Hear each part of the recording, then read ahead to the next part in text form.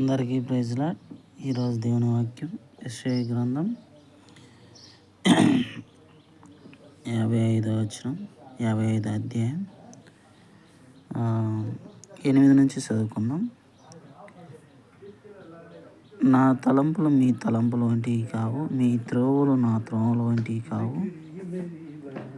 ఇదే యెహోవా వాక్కు. ఆకాశములు భూమికి పైన ఎంత ఎత్తుగా ఉన్నావో, మీ మార్గముల కంటే నా మార్గములు, మీ తలంపుల కంటే నా తలంపులు అంత ఎత్తుగా ఉన్నాయి. వర్షం హిమము ఆకాశం నుండి వచ్చి అక్కడికి ఎలాగన మరలా భూమిని తడిపి విత్తువానికి విత్తనమును,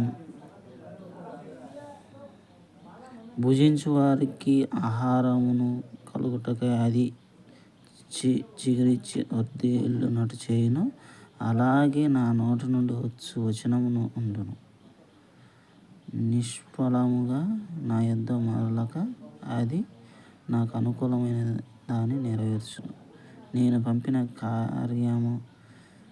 కార్యమును సఫలం చేయను. మీరు సంతోషముగా బయలుదేరుదురు, సమాధానం పొంది తోడుకొని పోకూడదురు. మీ ఎదుట పర్వతములు మెట్టలు సంగీతనాదం చేయను, పొలములోని చెట్లన్నీ చప్పట్లు కొట్టును. ముండ్ల చెట్లకు బదులుగా దేవవృక్షము మొలుచును,